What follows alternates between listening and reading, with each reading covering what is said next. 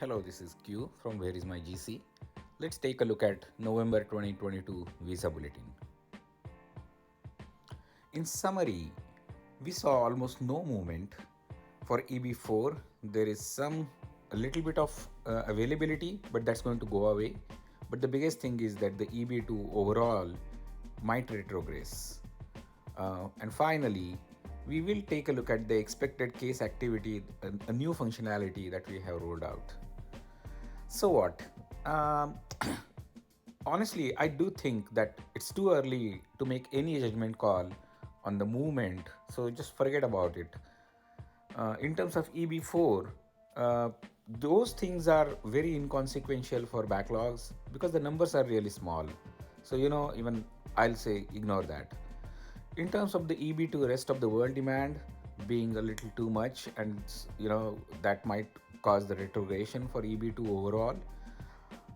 We have already baked that into our model, so for us it was not a surprise, and I'll say if there is no change from our side on our predictions. So now what? I'll say just wait for the overall quota number for employment categories to be confirmed, and the model is already baked in. So unless something major changes, we are not going to change the predictions, and neither you should get anxious about these things. I think we have pretty decent handle on it, and if there is something new thing that's happening, we will change it. So in terms of final action dates, you can see that the only thing that's changed, and green is the change, is for other workers for China, a little bit of forward movement, and for the EB4 religious category, you can see that they are available, but they are only available temporarily. So don't read too much into it. For filing dates, you can see there is absolutely no change whatsoever.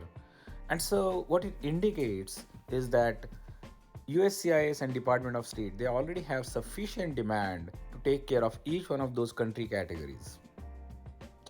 2023, what to expect?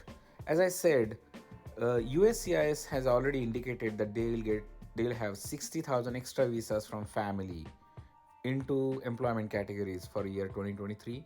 So we are talking about 200,000 visas. Let's wait for that to be confirmed. But I think we will take them at their word. EB3, it's a tough outlook. Why? Because they virtually have nobody else to give them extra visas.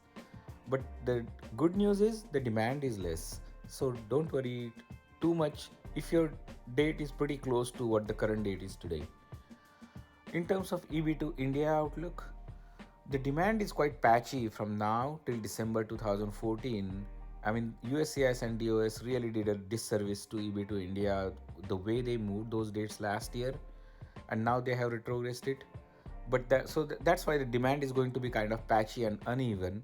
And after December 2014, the demand is quite high. That I can tell you right now.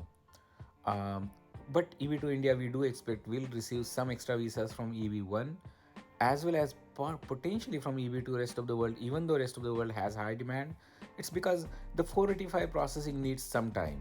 So you can expect some visas coming in from rest of the world too. Now let's take a look at the expected case activity. It's a new feature that we have rolled out. And as you can see in this case, the case is already approved. The question is what's next?